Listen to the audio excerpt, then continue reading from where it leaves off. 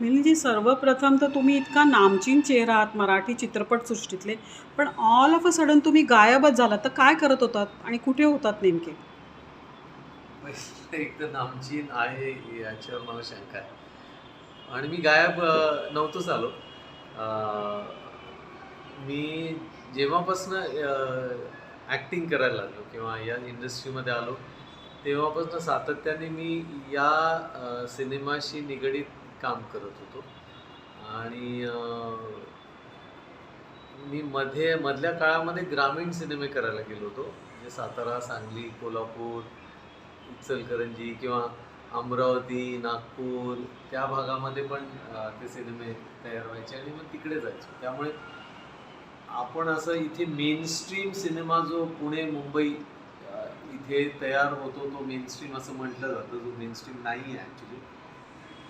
पण तो ग्रामीण सिनेमा जो मी करायचो त्याला तो खूप मोठा एक ऑडियन्स होता, जो मी बघितला होता. म्हणजे अशोक मामा, अशोक सराफ, अलकाताई, लक्ष्मीकांत बेर्डे, दादा कोंडके या लोकांचा जो ऑल ओव्हर इंडिया ऑडियन्स होता आणि मॅक्सिमम जो ऑडियन्स होता, जो सिनेमाचा मॅक्सिमम ऑडियन्स जो आहे तो त्या भागामध्ये. तर त्या पद्धतीचे सिनेमे मी करत होतो. सिरियल्स करून कंटाळा आला होता आणि मग मी 12 वर्ष सिरियल केलीच नाही. आणि सिरियल ज्या वेळेला तुम्ही करता त्यावेळेला काय होतं, तुम्ही पॉप्युलर होता. पॉप्युलर याच्यासाठी होता कारण 7:30, 8, 9 वाजता संध्याकाळी लोकांच्या बेडरूमपर्यंतच पोचतं. डायरेक्ट त्यांच्या हॉलमध्ये असता तुम्ही आणि रेग्युलर बेसिसवर असता. तो ॲक्टर खूप हॅमर व्हायला लागतो तो त्याच्या कामामुळे आणि त्या सिरियलमुळे. लोकांच्या रोजच्या जीवनाचा तो भाग होतो. त्यामुळे बऱ्याचशा वेळेला टेलिव्हिजन ॲक्टर्स हे खूप पॉप्युलर आहेत असं आपल्याला भास होतो.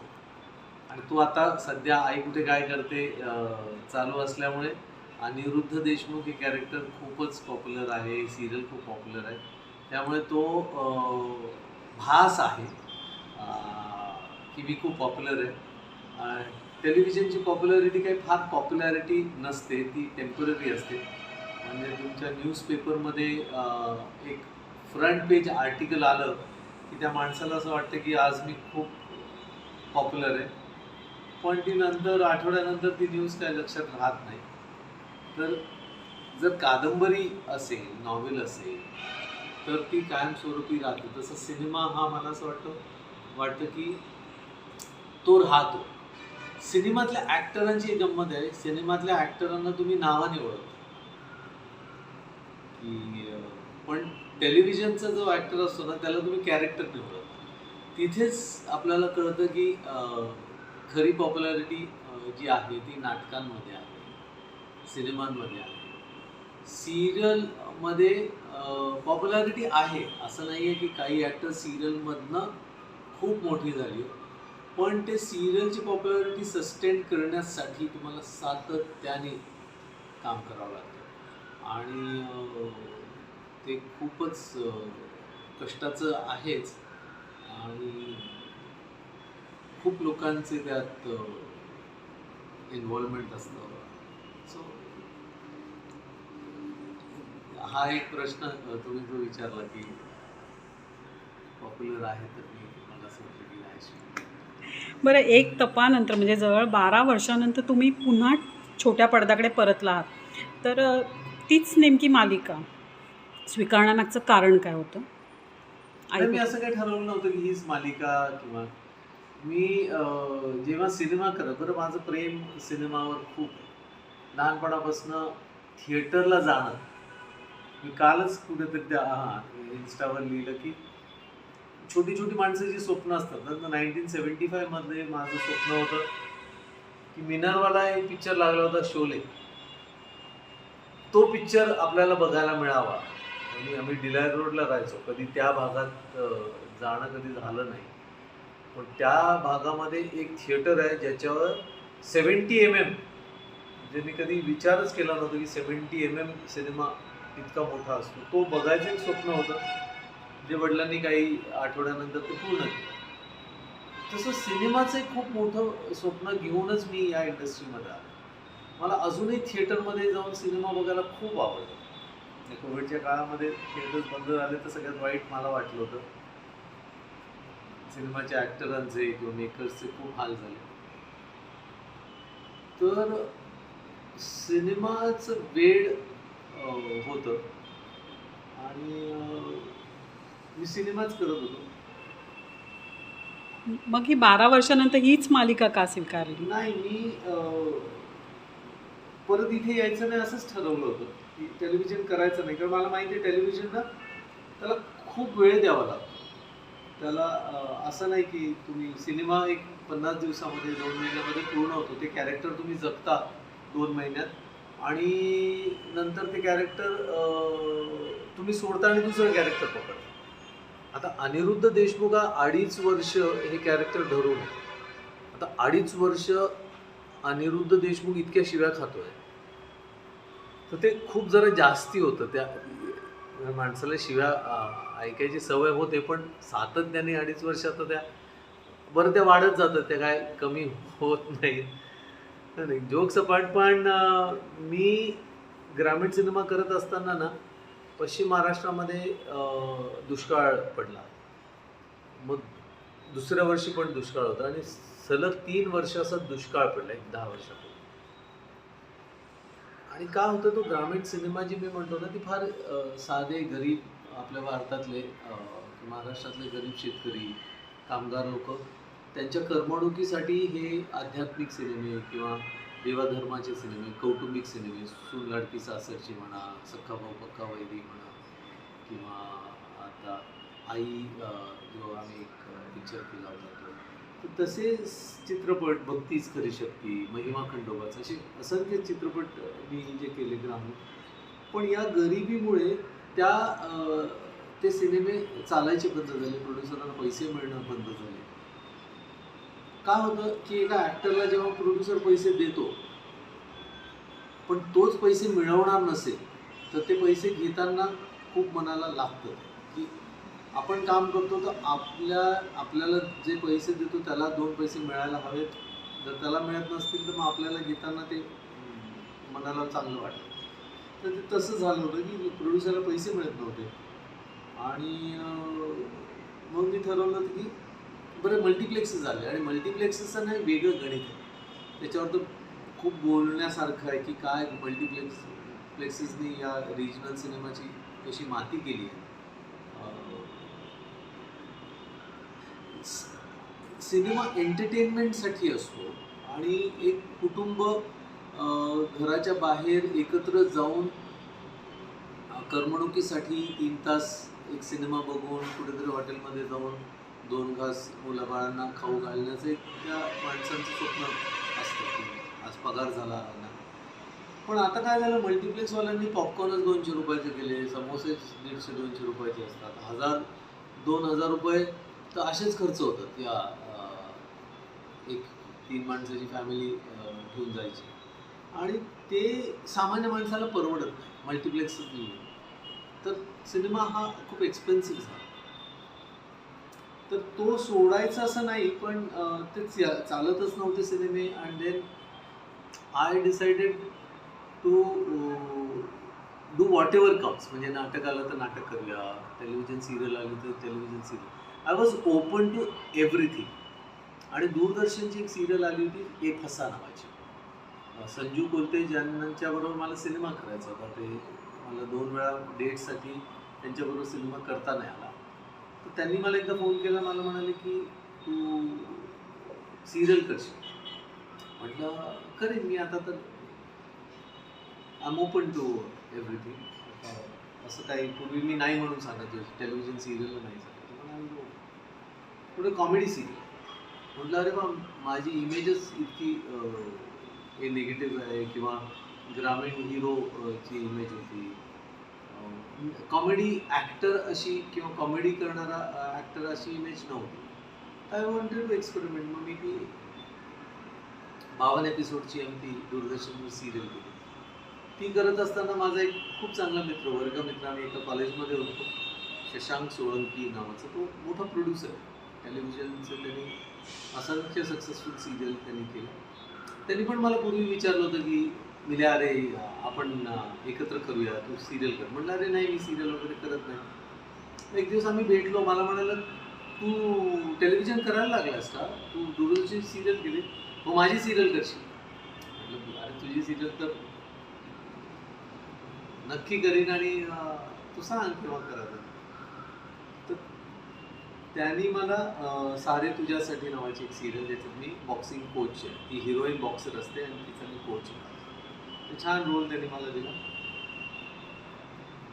आणि त्यांनी नंतर मला त्याची आणखीन एक सिरियल, तू अशी जवळी राहा नावाची सिरियल होती झी युवासाठी. बरं तो रोल इतका भारी होता, इतका छान होता. एक रिटायर्ड कर्नल असतो, कर्नल अजय सावंतराव. तो एका छोट्याशा शहरामध्ये, म्हणजे बोरिवली वगैरे अशा मेन मुंबईपासून थोडंसं लांब अशा ठिकाणी तो सेटल झालेला आहे. आजूबाजूची छोटी छोटी गावं आहेत, त्यांना तो मदत करतो. त्याला 2 गोळ्या लागलेल्या आहेत त्याच्या करिअरमध्ये. आणि त्याला मुलगी आणि मुलगा आहे. त्या मुलीचं लग्न असतं त्यावेळेला तो म्हणतो की मी कन्यादान नाही करत. सगळे लग्न थांबतं. सगळे म्हणतात की अहो ती प्रथा आहे, ती करावंच लागतं. तो म्हणतो माझी मुलगी काय प्रॉपर्टी किंवा वस्तू नाही आहे तिचं दान करा, मी कन्यादान नाही करत. ती लग्न जरी झालं तरी ती माझी जबाबदारी आहे आणि ती आयुष्यभर ती राहणार आहे. अशा थॉटची तो कॅरेक्टर होता. मला असं वाटतं ते कॅरेक्टर नमिता वर्तकनी बघितलं आणि बहुतेक तिने मला आई कुठे काय करतेच्या त्या 3 मुलांचा वडील, अरुंधतीचा नवरा अनिरुद्ध देशमुख या कॅरेक्टरसाठी चूज केलं. बरं, तुम्ही जसं म्हणाल की तुम्हाला शिव्या पडतात, पण you are seriously been love to hate. तर हे म्हणजे तुम्हाला फार लोक पसंत करतात. व्हॉट एव्हर शेड ऑफ, म्हणजे शेडमध्ये तुम्ही पोर्ट्रे करता तुमचं कॅरेक्टर, तर त्याबद्दल काय सांगाल? लकीली मी या काळामध्ये असा रोल करतोय. बिचारे निळूभाऊ ज्या वेळेला करायचे त्यावेळेला निळूभाऊंच्या मित्राच्या घरी गेल्यानंतर त्याच्या आईने चप्पल फेकून मारली होती आणि त्या मित्राला खूप शिव्या दिल्या होत्या की अशा नालायक माणसाला घरात आणायचं. मी प्राणसाहेबांबरोबर एक पिक्चर केला होता अनुमती नावाचा. तेव्हा प्राणसाहेबांनी मला सांगितलं होतं की मी निगेटिव्ह रोल जेव्हा करायचो, म्हणजे इतकी वर्ष मी केलं निगेटिव्ह रोल, तर माझ्या आईवडिलांनी इतकं सुंदर नाव मला दिलं प्राण. पण मी करिअर करत असताना त्याची पुढची 40 वर्ष कुठल्याही आईवडिलांनी आपल्या मुलाचं नाव प्राण नाही केलं. इतका त्या गोष्टीचा इम्पॅक्ट होतो. पण असं काही होणार नाही की अनिरुद्ध हे नाव ठेवणारच नाही. अनिरुद्ध खूप छान नाव आहे. इतका इम्पॅक्ट मला नाही वाटत या कॅरेक्टरचा. आणि आत्ताचं ऑडियन्स, मी म्हटलं आता मी लकी आहे, कारण ना आत्ताचं ऑडियन्स खूप इंटेलिजंट आहे. किंवा तेव्हा इंटेलिजंट नव्हतं असं नाही आहे. आताचं ऑडियन्स आहे ना, त्यांना ना मेकिंग माहिती आहे. बरंचसं त्याच्या मागचं हा अभिनेता आहे किंवा तो भूमिका करतोय याची जाणीव त्यांना सतत असते. त्यामुळे मी ज्या ज्या फंक्शनला जातो, ज्या ज्या लोकांना भेटतो, यू राईटली सेड की दे लव टू हेट किंवा हेट टू लव. बरं, मग तुमच्या ह्याच्या मालिका पाहून म्हणजे तुमच्या घरातल्यांची रिॲक्शन काय होते की बापरे, काय कशी रिॲक्शन असते त्यांची? नाही, माझे वडील एकही एपिसोड सोडत नाही. आणि निगेटिव्ह रोल, म्हणजे मी आधी निगेटिव्ह रोल्स केले. टेलिव्हिजनचं करिअरच कॅम्पस नावाच्या एका सिरियलपासून सुरू केलं होतं. झी टी व्हीवर यायची आणि त्यात रवी भटनागर नावाचं कॅरेक्टर होतं. Very popular. ती सिरियल पण कॉलेज स्टुडंट्समध्ये खूप पॉप्युलर होती. तर ते रवी भटनागरचं कॅरेक्टर ज्या वेळेला मी केलं त्याच्यानंतर मी बालाजीच्या बऱ्याच सिरियल्स केल्या. परिवर्तन नावाची एक यू टी व्हीसाठी सिरियल केली होती. आणि त्या कॅरेक्टरचं इम्पॅक्ट इतकं होतं की मला ना त्याच पद्धतीचे रोल्स मिळायला लागले होते निगेटिव्ह. तो एक ड्रॉबॅक आहे आमच्या इंडस्ट्रीचा की लोक स्टॅम्प मारतात की हा निगेटिव्ह, हा पॉझिटिव्ह किंवा हा कॉमेडियन. असे ते स्टॅम्प मारतात आणि मग त्या पद्धतीचे तुम्हाला रोल्स मिळत जातात. तर मी ते नेहमी शोधत असतो की मला वेगळा रोल कोण देईल. कदाचित मी सिनेमाकडे वळलो आणि 12 वर्ष टेलिव्हिजन केलं नाही, कारण मला ना ती माझी इमेज तोडायची होती, ती माझी इमेज मोडायची होती. मग सिनेमाची जी माझी इमेज होती ती हिरोची होती. मग शशांकनी मला जो रोल दिला अजय सावंतराव, तर त्याच्यासारखं पॉझिटिव्ह कॅरेक्टरच नव्हतं. ते पॉझिटिव्ह कॅरेक्टर केल्यानंतर अनिरुद्ध देशमुख सारखं एक कॅरेक्टर आहे जे ग्रे शेडचं कॅरेक्टर आपण म्हणतो. मी मानत नाही he is very human, is very normal असं म्हणतो. की बऱ्याच वेळेला मी गमतीने म्हणतो की 90% पुरुष तर अनिरुद्ध देशमुख सारखेच असतात. मग बायका म्हणतात नाही नाही माझा नवरा असा नाही आहे अनिरुद्धचा, मग तो 10% येतो असं मी. सो आय थिंक त्या इमेजमध्ये अडकायचं नाही असा मी तो विचार करून अनिरुद्ध देशमुख आता त्या इमेजमध्ये खूप स्ट्रॉंग झालेला आहे. पण I think next role I will try to do something different. पण घरच्यांची रिॲक्शन काय झाली किंवा तुमच्या कुटुंबामध्ये ज्या काही महिला असतील त्यांची रिॲक्शन, एस्पेशली तुमच्या मिसेसची रिॲक्शन काय झाली, की नवरे असे असतात की कसे, म्हणजे तुम्ही इतक्या प्रकारे जो ते शेड दाखवला आहे मालिकेमध्ये त्याबद्दल? दीपाची रिॲक्शन, तिने सतत इतकी वर्ष ती माझ्याबरोबर होती. म्हणजे आमचं लग्न व्हायच्या आधी मी 2 सिनेमे तर केलेच होते. आणि she is a very good critic. म्हणजे सुरुवातीची आई कुठे काय करतेचे काही एखादं कंटिन्युटी जर झालं ना, तर ज्या एडिटिंगवाल्यांना लक्षात नाही आलं, ते जे तिकडचे जे बघणारे जे लोक आहेत त्यांच्याही लक्षात नाही आलं, पण तिच्या काही गोष्टी लक्षात आल्या ज्या मी तिथे सांगितल्या की अरे असं असं झालं. आणि so she is a very good critic. तिने बऱ्याच वेळेला ऑब्झर्व करून मला सांगितलं. पण आय डोंट थिंक की त्या कॅरेक्टरचा तिच्यावर असा फार इम्पॅक्ट होतो असं मला नाही वाटत. कारण इतकी वर्ष ती मला वेगवेगळ्या कॅरेक्टरमध्ये बघत आलेली. शी इज हॅपी की अशा पद्धतीची रोल आम्ही वाट बघत होतो की ज्या जसं स्टार प्रभावर ही सिरियल आहे. कारण माझे काही ग्रामीण 8 सिनेमे माझे जे तयार आहेत किंवा सेन्सर झालेले ते लोकांपर्यंत पोचलेच. मला त्याचं खूप वाईट वाटतं की सिनेमे मी केले पण बरेचसे चांगले सिनेमे लोकांपर्यंत पोचलेच. आत्ता उलट अनिरुद्धचं कॅरेक्टर पॉप्युलर झाल्यानंतर काही चॅनल्सनी माझे सिनेमे विकत घेतले. जे कोणी विकत घेत नव्हतं ते आत्ता त्यांनी विकत घेतले, लावले. So I am very happy.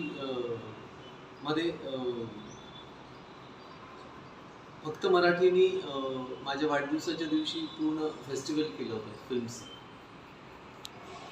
6 films त्यांनी सकाळपासून संध्याकाळपर्यंत. That was very creditable. मला त्याचाही खूप आनंद झाला.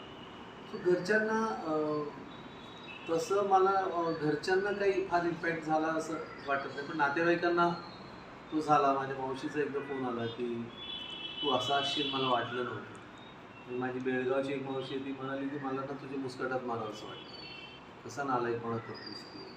ते असे रिॲक्शन मला नातेवाईकांकडे येतात. पण जी घरची मंडळी आहेत ते कदाचित मला वाईट वाटू नये म्हणून माझं मन सांभाळण्यासाठी त्यांनाही राग येत असेल माझा, पण ते बिचारे बोलून दाखवतात. मिलिंदजी, तुम्ही वैचारिक कलाकार आहात, म्हणजे प्रत्येक गोष्टीमध्ये तुमचा एक सूक्ष्म विचार दडलेला असतो.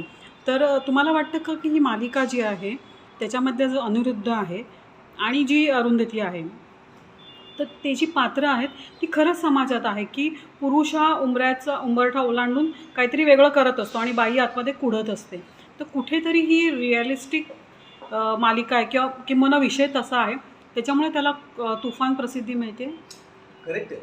आणि मी अग्री करतो. आणि मी तर खूप नशीबवान आहे की मला अनिरुद्ध करायला मिळालं. कारण somebody has to play Aniruddha.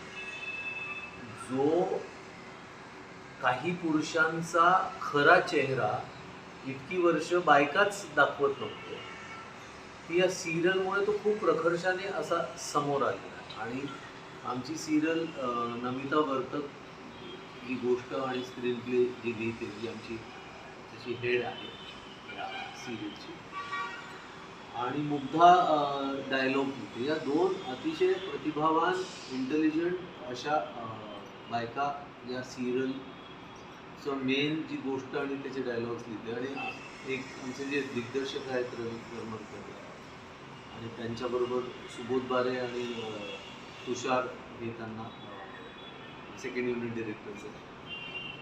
तर त्यांचं एक रूल आहे की लिहिलेली स्क्रिप्ट कुठलाही ॲक्टर त्याच्या मनाचे डायलॉग किंवा त्याला सोपे वाटतात म्हणून किंवा अर्थ सारखा आहे पण डायलॉग आपण बदलतो असं करत नाही. जे मुग्धाने लिहिलेले डायलॉग्स आहेत तेच बोलले जातात आणि ते इतके स्ट्रॉंग विचारांचे डायलॉग्स आहेत.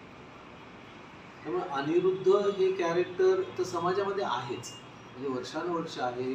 कित्येक लोकांनी मला मेसेजेस लिहिलेले की बाबा असे वागायचे आमचे, म्हणजे अनिरुद्धमध्ये मला माझे बाबा दिसायचे, किती आईला त्रास द्यायचे किंवा किती किती बायका अरुंधतीला आयडेंटिफाय करतात की अरुंधतींनी जे डिसिजन घेतलं नवऱ्याला सोडायचं 25 वर्षानंतरचं, ते डिसिजन्स घेऊ शकले नाही पण कुठेतरी त्यांना आता ती स्ट्रेंथ मिळते आहे किंवा ते एक्सेप्टन्स करायची हिंमत येते. आणि मला असं वाटतं तेच क्रेडिट आहे या सिरियलचं. लोकांना ही घरची वाटते सिरियल, आपली सिरियल वाटते, हे कॅरेक्टर्स आपले वाटतात, आजूबाजूला बघितलेले वाटतात. आणि अनिरुद्धचं कॅरेक्टर पण म्हणजे प्रत्येक माणूस काय डार्क नसतो, काही विलनच नसतो.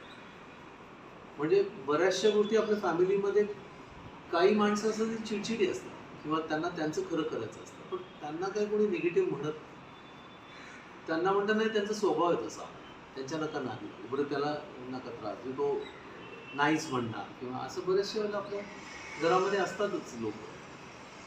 तर ते आपले वाटणारे कॅरेक्टर्स आहेत. अनिरुद्धचे प्लस पॉईंट पण खूप आहे. तो आईवडिलांवर खूप प्रेम करतो, प्रामाणिक काम करतो, तो मुलांवर खूप प्रेम करतो.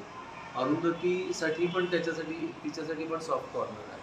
So there are so many plus points. आता संजनाबरोबर त्याचं एक अफेअर होतं पण त्यांनी शेवटी संजनाशी लग्न पण केलं, तिला ॲक्सेप्ट केलं, तिला स्वतःच्या घरात आणून तिला बायकोचा दर्जा दिला. So there are good points किंवा अनिरुद्धच्या काही चांगल्या गोष्टी आहेत, काही फारच विचित्र त्याच्या गोष्टी आहेत. So I think it is human. खूप असं ह्युमन लेवलवर ते वाटतं, रिअलिस्टिक वाटतं.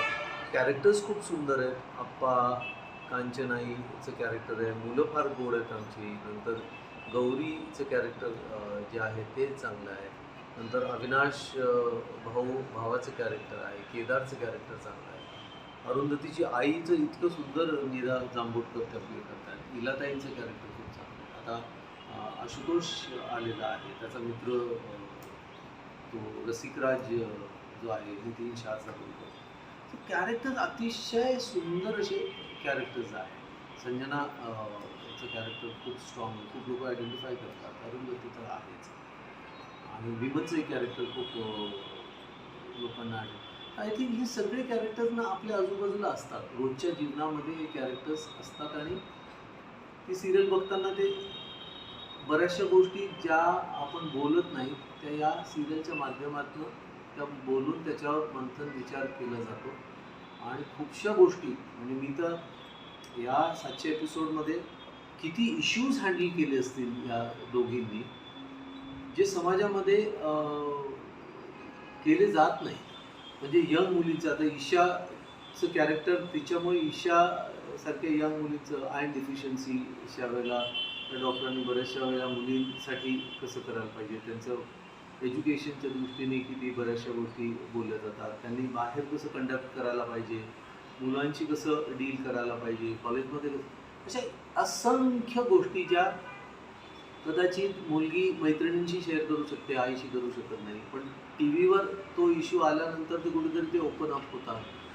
बऱ्याचशा मुलांचे इश्यूज आहेत. आणि I think this is a very काय म्हणतात social message giving serial which again entertaining आणि realistic kind of serial. Milind, जी बंगाली मूळ मालिका होती त्याच्यानंतरची हिंदी पण झाली आणि मराठी, म्हणजे 2 मालिकांचे तुम्ही प्रेक्षक आणि मराठी मालिकेसाठी तुम्ही ॲक्टर. तर ह्या तिन्ही भाषेतल्या ज्या मालिका, म्हणजे सब्जेक्ट सेम पण भाषा वेगळी, तर कुठेतरी ॲज अन वैचारिक ॲक्टर म्हणून तुम्ही काय कम्पेअर करू शकता का? श्रीमोही मी जेव्हा मला कास्ट केलं तेव्हा आमचे जे प्रोड्युसर आहेत, जे सक्सेसफुल प्रोड्युसर आहेत, त्यांचे सगळे प्रोड्युसर म्हणजे राजन शाही, DKP प्रोडक्शनचे जे मालक आहेत, त्यांनी मला सांगितलं होतं तू श्रीमोही बघ. जी बंगाली सिरियल आहे त्याचे काहीतरी 40-50 एपिसोड झाले होते. ती पण स्टार बांगलावर ती सिरियल यायची आणि मी ते 50 एपिसोड बघितले होते. त्याच्यानंतर त्या लाईन्सवर ही सिरियल सुरू केली, पण बंगाली कल्चर वेगळं, मराठी कल्चर वेगळं. त्यामुळे मराठी नमिता, मुग्धा, रवीजी आणि यांनी सगळ्यांनी मिळून राजनजींना सांगून, स्टारला सांगून ही आपल्या मराठी कल्चरमध्ये बसेल अशी सिरियल त्यांनी सुरू केली आणि बऱ्याचशा गोष्टी वेगळ्या केल्या. आता श्रीमोही खूप वेगळी झाली आहे, आई कुठे काय करते खूप वेगळी झाली. आई कुठे काय करतेचे जे 70-80 एपिसोड झाल्यानंतर त्याची पॉप्युलॅरिटी बघून राजनजींनी हिंदी मालिका सुरू केली, अनुपमा. मराठी आणि सेम प्रोड्युसर असल्यामुळे त्यांना पण हिंदी सुरू सिमिलर केली. बऱ्याच वेळेला आई कुठे काय करतेचे सुरुवातीचे एपिसोड बघूनच अनुपमा ते करत होते. आणि त्याच्यानंतर त्यांचं लक्षात आलं की Hindi all over India audience वेगळा आहे, त्यामुळे ते खूप वेगळ्या लेवलवर शूट करतात. आई कुठे काय करते खूप वेगळ्या लेवलवर शूट होते. त्यामुळे तीन सिमिलर सब्जेक्ट असले तरीसुद्धा खूप भिन्न सिरियल्स आहेत ते. काही लोक तर तिन्ही सिरियल बघणारे लोक आहेत आणि त्यांना ती मजा येते. तिथे कुठेही त्यांना असं वाटत नाही की आम्ही एकच पद्धतीची सिरियल बघतो. आणि बरेचसे हिंदी लोक आई कुठे काय करते बघतात, कारण त्यांना ती रिअलिस्टिक वाटते. तुमचे बाबा पोलीस आहेत, म्हणजे तुमचं तसं कल्चरल किंवा एंटरटेनमेंट आर्ट रिलेटेड बॅकग्राऊंड नाही. पण जेव्हा आपण म्हणजे हे क्षेत्र तसं बेभरवशाचं आहे, मग जेव्हा तुम्ही पहिल्यांदा पाय ठेवला की जेव्हा तुम्ही वैचारिक बैठक ठरवली की नाही मला ॲक्टिंगमध्येच जायचं आहे, तर काय घालमेल होती मनाची आणि मेंदूची? नाही, खूपच घालमेल होती. म्हणजे ॲक्टिंगमध्ये जायचं हे जेव्हा सिनेमे थिएटरमध्ये जाऊन बघायचं त्यावेळेला ते फॅसिनेशन होतं, ते अजूनही आहे. फॅसिनेशन सिनेमाबद्दलचं होतं, पण आजूबाजूला असं कोणीच सिनेमातलं नव्हतं. आमचे काका होते दिनेश पाटील, ते प्रकाश मेहराचे PR होते. तर ते बऱ्याच वेळेला आम्हाला ट्रायल्सला बोलवायचे. मुकद्दर का सिकंदर आणि प्रकाश मेहराचे काही सिनेमे होते त्यांच्या आम्ही ट्रायल्सला गेलो. तर ते ट्रायल शो बघणं किंवा ते सगळं त्याचं ना फॅसिनेशन खूप होतं. पण कसा अप्रोच करायचा, कसं हे करायचं माहिती नव्हतं. तर एकदा वडिलांचे मित्र धनपत मेहता नावाचे, त्यांनी वडिलांकडे काही कामानिमित्त आले होते आणि त्यांना असं गमतीने वडील म्हणाले की हा मुलगा खूपच ते शोलेचे डायलॉग म्हण, हे म्हण, ते म्हण, त्याला सिनेमाची आवड आहे, तर तुमचं कधी शूटिंग असेल तर त्याला दाखवा. आणि त्यांचं एक शूटिंग होतं हम बच्चे हिंदुस्तान के नावाचं, बाळकेश्वर. आणि ते शूटिंग बघायला मी तिकडे गेलो. तर मी सकाळी ते 8 वाजल्यापासून रात्री 9 वाजेपर्यंत मी तिथेच बसून तो अख्खी प्रोसेस बघायचो आणि मला खूप मजा यायची. मी सलग 3 दिवस एक 63 नंबरची बस असायची, तिकडनं पकडली गेली तिकडे पोचायची आणि तिकडे जाऊन मग मी ते अख्खं शूटिंग, कोणाला त्रास द्यायचा नाही, काय नाही, आपण बघत बसायचं. म्हणजे लंच ब्रेक व्हायचा, हे करायचं. त्या सिनेमामध्ये अलंकार, मास्टर अलंकार पल्लवी जोशी. आणि एक दिवस काहीतरी त्यांच्यात झालं आणि त्यांनी सांगितलं की अरे आपल्याला एक मुलगा हवा आहे त्या सिनेमामध्ये. तर मग तो धनपत मेहता म्हणाला की याला खूपच इंटरेस्ट दिसतो, हा 3-4 दिवसापासून हा येऊन बसतोय, तू काम करशील का? तर मी म्हटलं हो करीन. आणि मी तोपर्यंत बघितलं होतं हे काय, तो पहिल्यांदाच मी सगळं बघितलं होतं. मला ती सगळी प्रोसेस कळत होती की अरे ते डायलॉग देतात, आपण पाठ करायचे आणि बोलायचं. तर मी ते कॉन्फिडेंटली ते हम बच्चे हिंदुस्तान के मध्ये काम करायला सुरुवात केली. ते करत असताना तिकडे किशोर नमित कपूर नावाचे जे मध्ये म्हणजे त्यांचे क्लासेस आहेत, मोठमोठ्या लोकांना त्यांनी ट्रेन केलं आहे, ते ॲक्टर होते. त्यांनी सांगितलं गोविंद सरैया यांनी सरस्वती चंद्र पिक्चर काढला होता, ते 14-15 वर्षाच्या मुलांवर आधारित चित्रपट करतात. तर मला असं वाटतं तू शूट होतोय तर तू गोविंद सर यांची ओळख करून दिली तर म्हणजे लड़का तो करेक्ट शूट हो रहा है लेकिन ये रॉ मटेरियल है, इसको ट्रेन करना पडेल. तर किशोर नमित कपूर म्हणाले की ते माझ्यावर सोडा, मी करतो त्याला.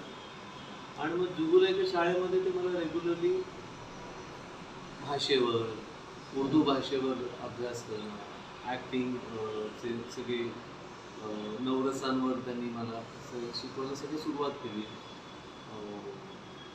इनहिबिशन्स कसं घालवायचा, कसं ओपन अप व्हायचं, कसं प्रोजेक्ट करायचं, कसे इमोशन्स करायचे, डायलॉग असं ते सुरुवात केल्या तो एक चित्रपट करायला सुरुवात केली. म्हणजे ते वाघाच्या तोंडाला रक्त अगदी 11वीत असताना ते सुरू झालं होतं माझं.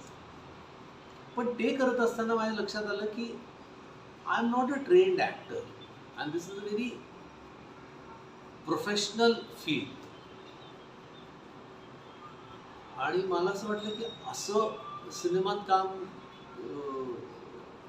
तुम्हाला हौस आहे म्हणून करता येणार नाही, कारण ते मला सारखं जाणवत होतं. मग मी कॉलेजला ॲडमिशन घेतलं लाला लजपत रायला, तर तिथे नाटकात काम करायला सुरुवात केली. तिथे आम्ही जवळजवळ 25 नाटकं त्या कॉलेजमध्ये 3 वर्षामध्ये केली. आणि मग मी ऑल इंडिया रेडिओ जॉईन केलं, ट्रान्समिशन एक्झिक्युटिव्ह. आणि मग रेडिओ करत असताना ते स्वप्न तर होतंच. आणि मग माझं लग्न झालं, मुलगी झाली. त्याच्यानंतर मला असं वाटलं की अरे आपलं स्वप्न आपण अर्धवटच ठेवणार आहोत. आता सिक्युअर्ड गव्हर्नमेंट जॉब आहे, मग आपण. तर वडिलांनी आईने मला खूप सपोर्ट केला. दीपा होती, ती म्हणाली तुम्हाला आवड आहे तर तुम्ही करा. लग्नानंतर I quit the job and then हे करायला सुरुवात केली. बरं, आता तुम्ही फार यशस्वी असे सगळ्या माध्यमात रुळलेले कलाकार आहात, पण मागे वळून पाहताना अनेक काही दशकांचा म्हणजे तुमचं इन्व्हॉल्वमेंट आहे त्याच्यामध्ये. काही शेकडाने चित्रपट आहेत. तर काय काय वाटतं त्याकडे मागे वळून पाहताना? मागे वळून पाहताना मला असं वाटतं की जसं आपण ना लहानपणापासून मला डॉक्टर व्हायचं किंवा इंजिनियर व्हायचं किंवा, तर त्याच्यासाठी माणसं जे इन्व्हेस्ट करतात, वर्ष इन्व्हेस्ट करतात, तसं ॲक्टिंगसाठी खूप कमी लोक इन्व्हेस्ट करतात. मी पण नाही केलं ते. मला आजही त्याची खंत आहे की I should have been a trained actor. म्हणजे मला जाणवायचं, मला कळायचं की ही एक प्रोसेस आहे. NSDला मी इलिजिबल नव्हतो. नंतर FTIसाठी त्यावेळेला ॲक्टिंग कोर्सच बंद केला होता. तर आपल्याकडे ना तसं जर ॲक्टर व्हायचं असेल तर फार असं ट्रेन्ड ॲक्टरसाठी काही फार असे इन्स्टिट्यूट नाही आहे जे, आणि जे आहेत ते फार कमर्शियल, म्हणजे सामान्य माणसांच्या आवाक्या बाहेरचे. त्यामुळे लोक जसं नदीवर पाण्यात पडूनच ते शिकतात, तसं इथे पण लोक. आता कसं झालं, आता खूप सिरियल्स आहेत, खूप माध्यमं आहेत.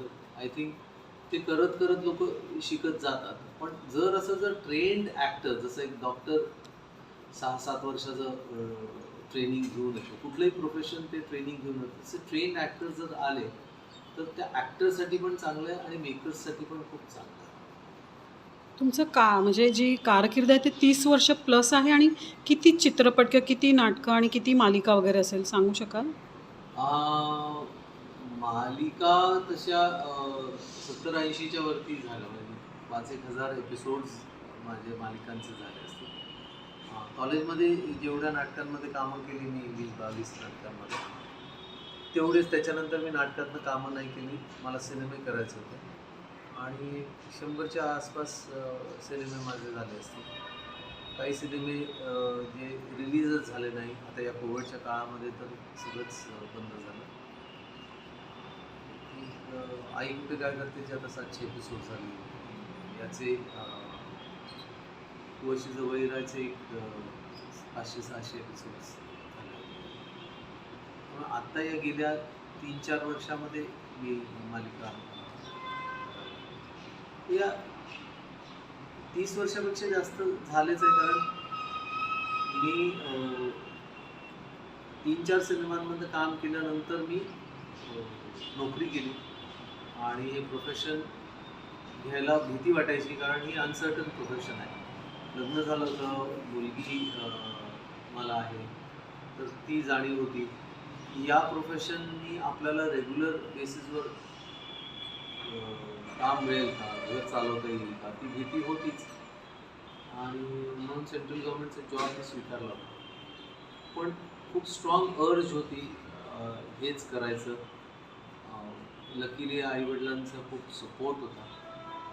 बऱ्याचशा त्या काळामध्ये फारसं काही इन्कमच यायचं नाही या क्षेत्रात, त्यामुळे त्यावेळेला आईवडिलांनीच सपोर्ट केला. आणि म्हणून मला नवीन मुलं येतात तेव्हा मला स्वतःलाच खूप त्यांची काळजी वाटते की इथे कसं, इथे बिकॉज आता ऑर्गनाइज्ड इंडस्ट्री असं म्हणतात, पण तरीसुद्धा मी इतके वर्ष बघतोय दिस इज अ व्हेरी डिसऑर्गनाइज्ड इंडस्ट्री. आपल्या इथे नॅशनल अवॉर्ड ज्या ॲक्टरला मिळालं त्याला काम मिळेलच असं काही नाही आहे. अगदी हौशी, ज्यांना काहीच माहिती नाही किंवा त्यांनी काही ट्रेनिंग घेतलेलं नाही, तो मेन रोल त्याला दिला जातो. आणि जे NSDचे किंवा ट्रेंड ॲक्टर्स किंवा नाटकातनं 5,000 शोज करून आलेले ॲक्टर्स, त्यांना अगदी छोट्या रोलसाठी किंवा याच्यासाठी बोलवलं जातं. त्यामुळे इथे कुठेही ना पॅरामीटर्स नाही. इथे कोणाला लुकसाठी काम मिळतं, कोणाला त्याच्या परफॉर्मन्ससाठी मिळतं, कुठं असं डिरेक्टरांचं किंवा प्रोड्युसरांचं असं काही फिक्स्ड हे नसतं. बरेचसे चांगले डिरेक्टर्स आहेत, ते घरी बसलेले असतात, त्यांना काम नसतं. आणि मग तिथे कुठेतरी भीती वाटायला लागते की अरे, की डिसऑर्गनाइज इंडस्ट्री असल्यामुळे तर इथे ना थोडंसं वेड असलेली माणसं सर्वाईव्ह होतात असं मला वाटतं. खूप रिस्क घेणारी माणसं सर्वाईव्ह होतात. त्यांना ज्यांना सामान्य आयुष्य जगायचं आहे किंवा सिक्युरिटी हवी आहे, त्या माणसांसाठी I think this industry is still not ready. Technical काही या इंडस्ट्रीमधले जे लोक आहेत ते करू शकतात, पण जसे रेकॉर्डिस्ट म्हणा किंवा कॅमेरामॅन आहे, मेकअप आर्टिस्ट आहे, डान्सर्स आहेत, यांचं ॲटलिस्ट थोडीशी सिक्युरिटी त्यांना पण आहेच असं नाही आहे. कोविडच्या काळामध्ये तर ही इंडस्ट्री कम्प्लीट झोपली, की अजूनही ती इंडस्ट्री उभी राहायला मला असं वाटतं 4-5 वर्ष लागली. आत्ता कुठेतरी थिएटरमध्ये पिक्चर यायला लागले, लोक अजूनही थिएटरमध्ये तसे जात नाही आहेत. अँड सो इतक्या वर्षात मला असं वाटतं की इंडस्ट्री फार सुंदर आहे. मी ॲक्टिंग केलं नसतं, मी हे रिस्क घेतलं नसतं किंवा आईवडिलांनी सपोर्ट केला नसतं, तर मी आयुष्यामध्ये खूप काहीतरी मिस केलं असतं. आता बिकॉज मी त्यावेळेला हे डिसिजन घेतलं, आलो, I have lived so many lives in one life. I have played so many beautiful characters, जे कॅरेक्टर्स मला कधी जगताच आले नसते, दुसरं काहीतरी करत असते. So it is very beautiful industry. आणि प्रत्येक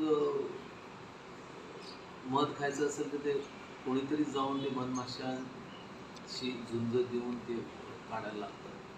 तसं आहे की या इंडस्ट्रीमध्ये यायचं असेल तर त्याचे खूपच मोठा जिगरा आणि मोठी काय म्हणतात ना, जोखीम घ्यायची तयार. जोखीम म्हणा किंवा वेळ, एक वेगळं वेळ लागतं. तर आम्ही सेटवर जेव्हा मी आता आई कुठे काय करते याच्या सेटवर जातो तेव्हा आमचे जेवढे कॅरेक्टर्स आहेत ते नॉर्मल नाही आहेत, ते सगळे वेडे आहेत. खूप वेगळ्या प्रकारचं गोड वेळ येते आणि छान आहे. सगळ्या they are very exotic beautiful flowers. तुमच्या म्हणजे बोलताना सिनेमा माध्यम खूप सखोल ज्ञान आहे तुम्हाला, तर कधी असं वाटतं की आपण काहीतरी लिहावं किंवा कॅमेऱ्याच्या मागे जाऊन उभं राहावं, असं कधी वाटतं का? नाही, मला सातत्याने वाटतं. मी लिहितोही. मी हे करत असताना मला स्वतःला डिरेक्टर व्हायचं होतं, प्रोड्युसर व्हायचं होतं. मी अथांग नावाची एक फिल्म प्रोड्यूस केली, डिरेक्ट केली. जी आता शेमारूवर ती म्हणजे त्यांच्याकडे ते राईट्स आहेत, त्यामुळे त्याच्यावरती बघता येते. आणि हे वेड असल्यामुळे मला ते करायची खूप इच्छा होती, अजूनही आहे. पण सिनेमा करताना फक्त म्हणजे ॲज अ प्रोड्युसर सुद्धा मी आता बरेचसे माझे प्रोड्युसर्स बघतो, ते आर व्हेरी अनट्रेन्ड प्रोड्युसर्स किंवा इंडस्ट्रीची माहिती नसलेले प्रोड्युसर. त्याच्याने काय होतं, सगळ्यांचं नुकसान होतं. तुम्हाला त्या प्रोडक्शनचं ज्ञान असलेले प्रोड्युसर्स असायला हवे. प्रोड्युसरला डिस्ट्रीब्युशनचं ज्ञान असलेला प्रोड्युसर असायला हवा. Director also should know all the departments. असं ते करत असतात. मी जेव्हा सिनेमा प्रोड्यूस केला त्यावेळेला डिस्ट्रीब्युशनचं मला ज्ञान नव्हतं, जे मला सिनेमा केल्यानंतर मला ते मिळालं. त्यामुळे पुढच्या वेळेला मी जेव्हा सिनेमा करेन त्यावेळेला ते माझ्या खूप फायद्याचं होईल. तुम्ही नाटक केला, सिनेमा केला, म्हणजे रेडिओ केला आहे आणि मालिकाही करत आहात. तर वेब सिरीज एक राहिली आहे, काही त्या दिशेने काही हालचाल? Web series is part of this. म्हणजे आता मी जे डेली सोप करतोय तसेच वेब सिरीज इज 10 एपिसोड्सचे एक सीझन, 10 एपिसोड, 2 सीझन. सो पण वेब सिरीज चा जो कॉन्सेप्ट मी आता मधल्या काळामध्ये काही वेब सिरीज बघितल्या, बिकॉज इतकी वर्ष आपल्याकडे सेन्सर होतं आणि ना कुठेतरी काही सब्जेक्ट्स किंवा काही सीन्स किंवा ते आपण शूट केले तरी सेन्सर व्हायचे किंवा म्हणून बऱ्यापैकी. तर इथे कसं सेन्सर नसल्यामुळे थोड्या वेबसिरीज वल्गॅरिटीकडे गेली आणि त्या तुम्ही फॅमिलीबरोबर बसून नाही बघू शकता. मला अजूनही असं वाटतं की मला असं काम करायचं की माझं काम संपूर्ण फॅमिली बसून बघू शकतील आणि मला माझ्या वडिलांबरोबर बघून ती वेबसिरीज बघता आली पाहिजे असं म्हणजे मी काम करत आलो आहे. किंवा आधी तर मी आई होती म्हणून मी ग्रामीण सिनेमे तो मुद्दामून करायचो, कारण धार्मिक सिनेमे तिला आवडायचे. जय संतोषी मा सिनेमा बघून ती उपास करायला लागली होती. साईबाबा पिक्चर तिने किती वेळा बघितला होता. तर मला आवडायचं की फॅमिलीबरोबर. त्यामुळे मी असा ॲक्टर व्हायचा प्रयत्न करतो की फॅमिली ॲक्टर असतो ना, की यांनी कौटुंबिक सिनेमे केले. वेब सिरीजचे मला मध्ये 2-3 आले होते, त्याचे मी ऑडिशन्सच बघून की त्या ऑडिशनमध्येच त्यांनी मला माझ्या शिव्या आणि त्या हे होते. तर मी जरा अजूनही कम्फर्टेबल नाही आहे की त्या सगळ्या प्रोसेसमध्ये. पण इव्हेंच्युअली ते इट्स गोइंग टू हॅपन. कारण काय होतं, जसं तुम्ही स्वतःला कंटेम्पररी करायचा प्रयत्न करता, तुम्ही काळाबरोबर चालायचा प्रयत्न करता, तर इव्हेंच्युअली आणि कदाचित आपण काहीतरी वेगळं करावं म्हणून कदाचित पुढे भविष्यामध्ये मी वेब सिरीज पण करेन. ओके. आई कुठे काय करते बरोबर, किंवा त्याच्या आसपास किंवा नंतर काही आणखीन सुरू आहे का, किंवा काही अपकमिंग प्रोजेक्ट्स? आता सध्या तसे प्रोजेक्ट्स खूप येत आहेत, पण मी त्यांना वेळ नाही देऊ शकत. कारण आई कुठे काय करते अशी माझं कमिटमेंट आहे आणि ते कमिटमेंट मी खूप प्रामाणिकपणे पाळतो. आणि मला याच्यापेक्षा जर चांगलं जरी आलं तरी मी त्याच्यावर विचार करत नाही आहे. कारण आई कुठे काय करतेचं अजूनही मला असं वाटतं त्या सीझनमध्ये खूप पोटेन्शियल आहे. आत्ता तर अरुंधती बाहेर पडली आणि स्ट्रगल करते. म्हणजे अरुंधतीचं स्वतःचं एक स्ट्रगल आणि स्वतःचं एक सक्सेस हे जोपर्यंत लोकांपर्यंत येत नाही तोपर्यंत ती सिरियल संपणार. आणि अनिरुद्धचं इव्हेंच्युअली रिअलायझेशन, तो बऱ्याच वेळेला रिअलाईज केलं असं दाखवतो, पण तो रिअलाईज करत नाही आणि तो त्याच चुका करतो. तर आय थिंक आता सध्या one step at a time असं म्हणून आई कुठे काय करतो कॉन्सन्ट्रेशन आणि थोडंसं लिखाण चालू आहे. पुढे भविष्यामध्ये काय करायचं काय. प्रेक्षकांना शेवटची ओळ काय सांगाल, last word for the audience? Be happy, be joyful. आयुष्य एकच असतं, एकदाच आपल्याला हे सुंदर आयुष्य मिळतं. या कोविडच्या वेळेला आपल्याला लक्षात आलं की हाऊ फ्रेजाईल लाईफ इज. आपल्या जवळची माणसं अशी पटापट निघून गेली. आपण कित्येक महिने घरात कोंडल्यासारखे होतो आणि ज्या प्राण्यांना पक्ष्यांना आपण बंद करून ठेवलं होतं ते मोकळे फिरत होते आणि आपण त्या राणीच्या बागेतले प्राण्यांसारखे खिडकीतनं बाहेर बघत होतो. So this is what we humans have made ourselves. So love this planet, love yourself, love humans, animals, live peacefully, live joyfully, be happy. Thank you.